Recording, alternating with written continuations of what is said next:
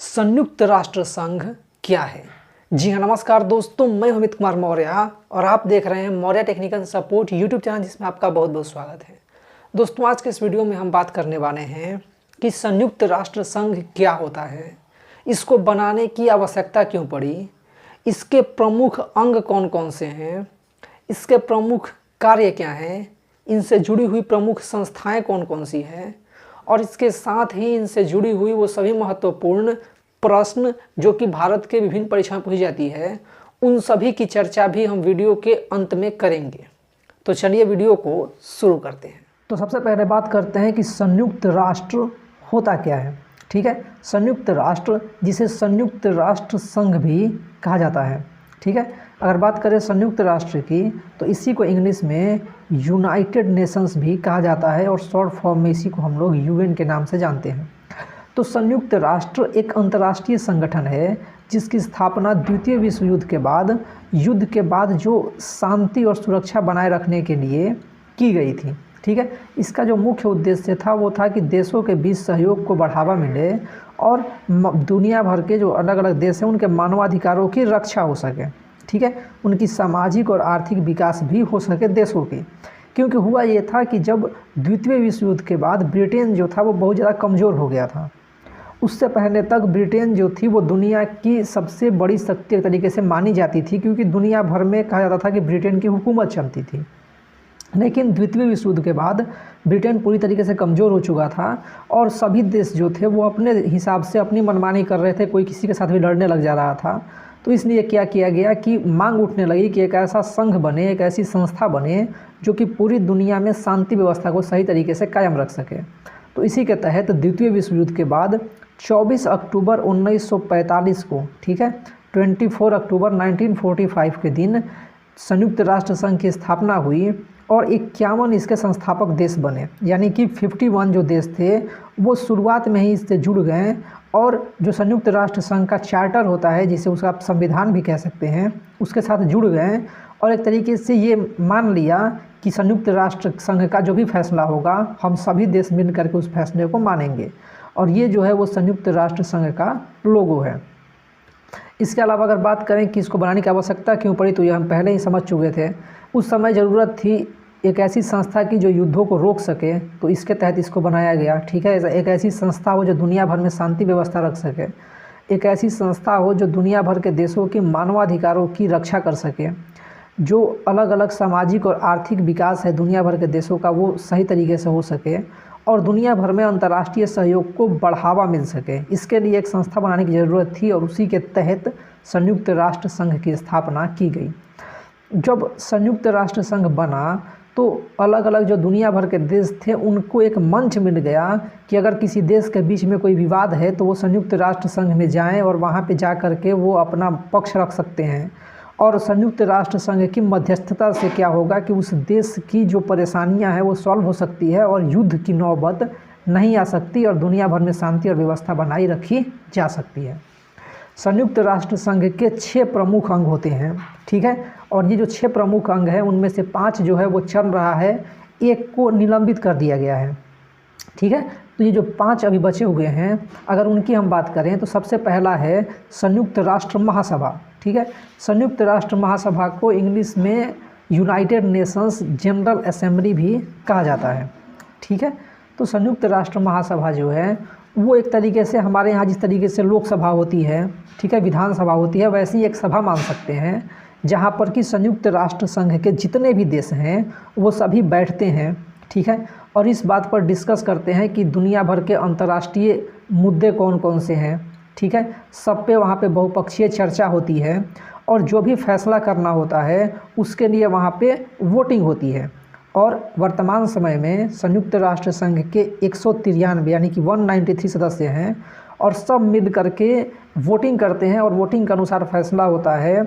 वहाँ पर जो भी मतलब जिस भी मुद्दे पर चर्चा होती है उस पर अगर कोई फैसला करना होता है तो वोटिंग के जरिए वहाँ पे फैसला किया जाता है।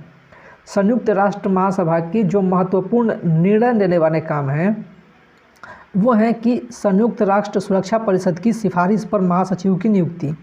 तो संयुक्त राष्ट्र सुरक्षा परिषद की सिफारिश के बाद संयुक्त राष्ट्र सुरक्षा परिषद के महासचिव की नियुक्ति की जाती है इसके द्वारा, संयुक्त राष्ट्र महासभा के द्वारा। सुरक्षा परिषद के जो अस्थायी देश होते हैं, ठीक है, संयुक्त राष्ट्र सुरक्षा परिषद में 2 तरह के देश होते हैं, एक अस्थायी, ठीक है, जिसे परमानेंट कहते हैं, जो कि 5 देश। संयुक्त राष्ट्र महासभा का जो तीसरा काम है वो है संयुक्त राष्ट्र की बजट को मंजूरी देना। अब देखिए, किसी भी राष्ट्र को या किसी भी संस्था को चलाने के लिए धन की आवश्यकता होती है, और उस धन का किस तरीके से इस्तेमाल होगा इसके लिए बजट बनाया जाता है। अब संयुक्त राष्ट्र जो महासभा है वो इस बजट को बनाती है, जो भी संयुक्त राष्ट्र के बजट बनते हैं। अब मान लीजिए कि संयुक्त राष्ट्र में जितने भी देश हैं, यानी कि 193 जो देश हैं, वो क्या करते हैं कि संयुक्त राष्ट्र को फंडिंग करते हैं, ठीक है, पैसे देते हैं या धन देते हैं, जो भी कह सकते हैं। जो बड़े देश होते हैं, प्रमुख देश होते हैं, उनकी अधिक भागीदारी होती है। जो छोटे देश होते हैं वो कम पैसे देते हैं। तो वो जो पैसे होते हैं उसका किस तरीके से इस्तेमाल होगा, अगर मतलब दुनिया के कहीं पर भूकंप आ जाए, बाढ़ आ जाए, कोई क्षति हो जाए, तो वहाँ पे किस तरीके से इसको खर्च करना है, ये सारी चीज़ें जो होती है वो बजट के तहत निर्धारित की जाती है। और ये जो काम होता है वो संयुक्त राष्ट्र महासभा का होता है, संयुक्त राष्ट्र का बजट बनाने का, ठीक है।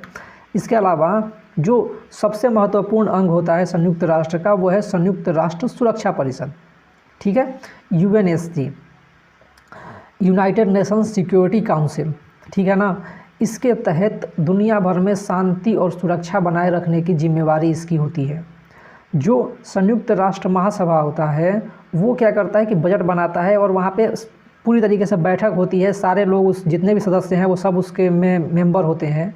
लेकिन इसमें संयुक्त राष्ट्र सुरक्षा परिषद के सिर्फ 15 सदस्य होते हैं, ठीक है, जिनमें से 5 जो होते हैं, ठीक है, 5 कौन कौन से हैं, चीन, फ्रांस, रूस, UK और इसके साथ संयुक्त राज्य अमेरिका यानी कि USA।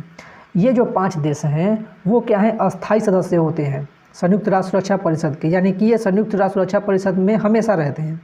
इसके अलावा 10 देश और चुने जाते हैं जो कि 2-2 वर्षों के लिए, एक तरह से कह सकते हैं कि उनका कार्यकाल 2 वर्ष का होता है, 2 वर्ष बाद वो बदल जाते हैं।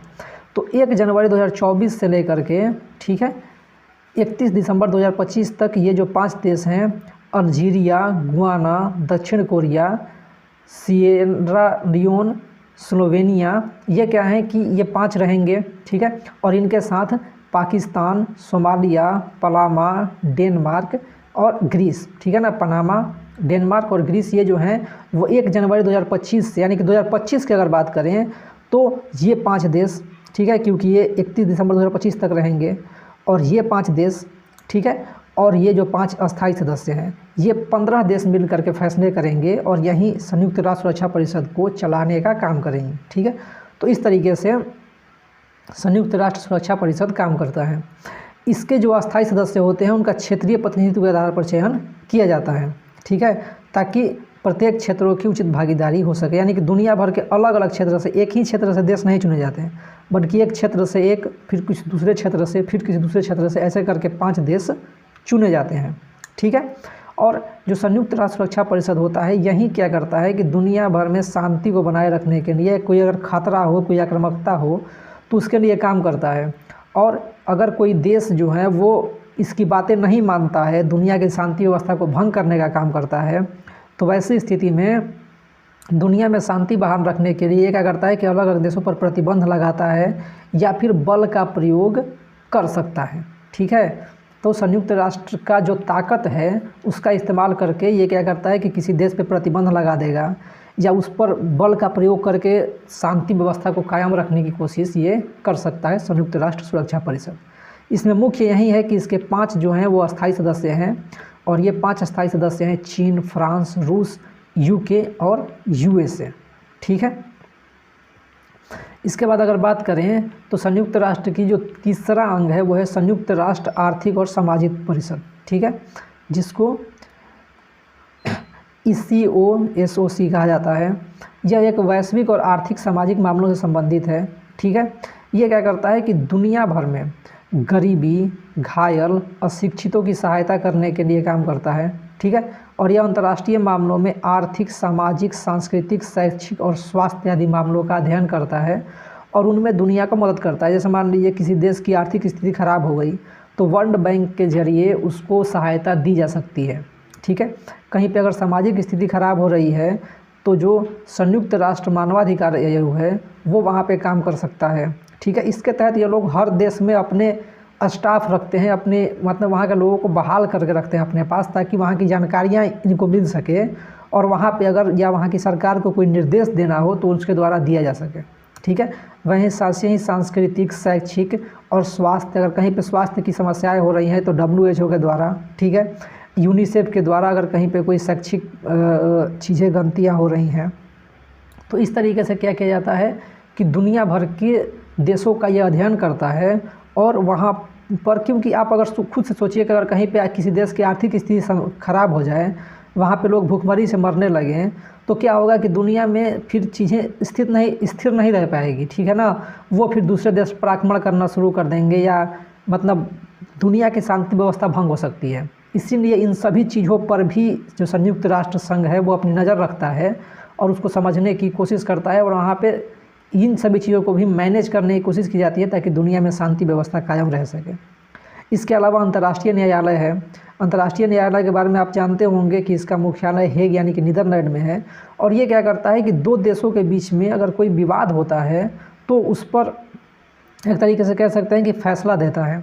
जो अंतर्राष्ट्रीय न्यायालय होता है इसमें कोई आम व्यक्ति, ठीक है, या फिर कोई NGO ये सब नहीं जाते हैं। इसमें अगर जनरली आप देखेंगे तो दो देश ही जाते हैं, कोई देश जो होता है वहीं इसमें जाता है और इसका जो फैसला होता है वो सभी लोगों को मानना होता है, मतलब जो भी इसके जुड़े हुए देश हैं उनको इसको मानना पड़ता है, ठीक है।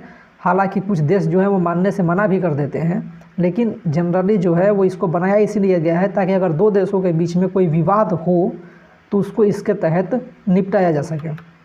अगला अगर बात करें तो संयुक्त राष्ट्र सचिवालय, ठीक है, ये भी एक महत्वपूर्ण अंग है संयुक्त राष्ट्र संघ का।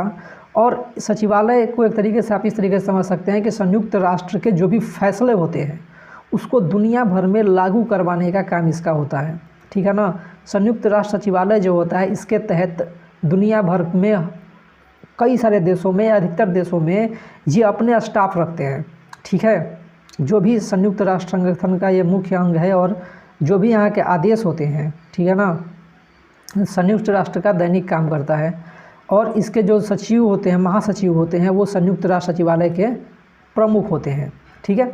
इसके अलावा ये अलग अलग देशों में अपने स्टाफ को नियुक्त करते हैं और संयुक्त राष्ट्र का जो भी फैसला होता है उसके अनुसार दुनिया भर में काम होते रहें वो देखने का काम संयुक्त राष्ट्र सचिवालय द्वारा किया जाता है। अगला है संयुक्त राष्ट्र न्यासी परिषद, जिसको कि 1994 में ही निलंबित किया जा चुका है, ठीक है। 1 नवंबर 1994 को ही इसको निलंबित किया गया था। इसको इसलिए बनाया गया था क्योंकि संयुक्त राष्ट्र के जो ट्रस्ट वाले देश थे, ठीक है, उनको मैनेज किस तरीके से किया जाएगा ये देखने के लिए इसको बनाया गया था। लेकिन संयुक्त राष्ट्र की जो ट्रस्ट थी वो ख़त्म हो गई। ट्रस्ट मतलब संयुक्त राष्ट्र के जो अमेरिका था उसके अंतर्गत जितने देश आते थे, जो मतलब उसके एक तरीके से कह सकते हैं कि आधिपत्य में जो देश थे उनको मैनेज करने के लिए। लेकिन जो उसका अंतिम देश था पलाऊ, उसको वो स्वतंत्र हो गया तो फिर इसकी कोई आवश्यकता रही नहीं, इसलिए इसको एक तरीके से कहें कि 1 नवंबर 1994 को अपना संचालन निलंबित कर दिया। और इसके बाद इसको इस तरीके से मतलब एक तरह से कहें कि स्थगित करके रखा गया और ये कहा गया कि अगर आवश्यकता हुई, ठीक है, तो इसकी बैठक की जा सकती है, नहीं तो इसकी बैठक करने की कोई आवश्यकता है नहीं, ठीक है। तो इस तरीके से 6 जो होते हैं वो संयुक्त राष्ट्र के अंग होते हैं जिनके अनुसार संयुक्त राष्ट्र अपना कार्य करता है। अब संयुक्त राष्ट्र से जुड़ी हुई कुछ प्रमुख संस्थाओं के बारे में जान लेते हैं। सबसे पहला है यूनिसेफ। यूनिसेफ जो होता है वो बच्चों के कल्याण के लिए काम करता है, ठीक है। दुनिया भर में अगर बच्चों को कोई कुपोषण होता है, कोई बीमारियां होती है तो इसके लिए यूनिसेफ काम करता है, ठीक है। वर्ल्ड हेल्थ ऑर्गेनाइजेशन आप जानते होंगे, विश्व स्वास्थ्य संगठन, ये क्या करता है दुनिया भर में जो स्वास्थ्य की परेशानियां हैं उसको स्टडी करता है और अलग अलग देशों को स्वास्थ्य सेवाएं भी मुहैया करवाता है, ठीक है। इसके अलावा यूनेस्को जो कि शिक्षा, विज्ञान और साहित्य को बढ़ावा देने के लिए काम करता है। IMF आप जानते होंगे, अंतर्राष्ट्रीय मुद्रा कोष, ये क्या करता है कि एक तरीके से दुनिया भर की किस तरीके से मुद्राओं का संचालन होता है उस पर काम करता है। वर्ल्ड बैंक ये दुनिया भर के देशों को वित्तीय सहायता प्रदान करता है। अगर किसी देश को लोन चाहिए तो वो वर्ल्ड बैंक से ही लोन लेते हैं, ठीक है ना। वो किसी और बैंक से उसकी ज़रूरत पूरी नहीं होगी। तो जो देश होते हैं वो वर्ल्ड बैंक से ही जनरली लोन लेते हैं। खाद्य एवं कृषि संगठन है FAO, ILO अंतर्राष्ट्रीय श्रम संगठन, इस तरीके से कई सारे संबंधित प्रमुख संस्थाएं हैं WHO की। WHO बोल रहा हूँ मैं तो इस तरीके से कई सारी जुड़ी हुई संस्थाएं हैं संयुक्त राष्ट्र से जो कि काम करती है। मैं इन सभी पर अलग अलग वीडियो बना दूंगा, ठीक है, ताकि उसके बारे में आप लोग अच्छे तरीके से समझ सके। तो इस सब पे आगे वीडियो आएगी। इसके बाद संयुक्त राष्ट्र संघ के मुख्य कार्य की बात करें तो ये हम कई बार बात कर चुके हैं कि शांति और सुरक्षा को बनाए रखना, मानवाधिकारों की रक्षा करना, सतत विकास और मानवीय सहायता प्रदान करना, ठीक है, अंतर्राष्ट्रीय कानूनों को बढ़ावा देना, और इसके अलावा जलवायु परिवर्तन भी इसमें शामिल है, और सांस्कृतिक और वैज्ञानिक शिक्षा और सहयोग प्रदान करना। तो ये सब तो हम पहले ही देख चुके हैं। इसके अलावा अगर बात करें तो इसका अगर निष्कर्ष की बात करें तो संयुक्त राष्ट्र को बनाने के पीछे या उसका जो कार्य है वो है विश्व में शांति कायम रखना, मानवाधिकारों और की सुरक्षा करना, और सतत विकास और वैश्विक समस्याओं को हल करने में महत्वपूर्ण भूमिका निभाना, ठीक है। तो इस तरीके से ये काम करता है। अब बात करते हैं संयुक्त राष्ट्र संघ से जुड़े हुए कुछ महत्वपूर्ण प्रश्नों की जो कि भारत की विभिन्न परीक्षाओं में पूछे जाते हैं। तो सबसे पहला प्रश्न है कि संयुक्त राष्ट्र संघ की स्थापना कब हुई। तो संयुक्त राष्ट्र संघ की स्थापना 24 अक्टूबर 1945 को की गई थी, ठीक है।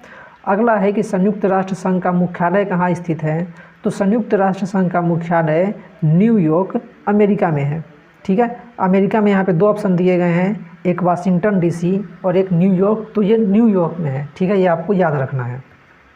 अगला है संयुक्त राष्ट्र का मुख्य प्रशासनिक अधिकारी कौन होता है। तो संयुक्त राष्ट्र का मुख्य प्रशासनिक अधिकारी को हम महासचिव कहते हैं, ठीक है। तो संयुक्त राष्ट्र के जो महासचिव होते हैं वो संयुक्त राष्ट्र संघ के मुख्य प्रशासनिक अधिकारी होते हैं। अगला क्वेश्चन है कि वर्तमान में संयुक्त राष्ट्र संघ के महासचिव कौन हैं।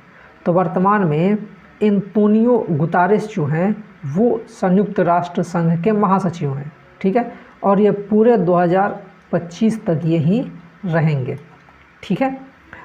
अगला क्वेश्चन है कि संयुक्त राष्ट्र सुरक्षा परिषद में अस्थायी सदस्य कितने हैं।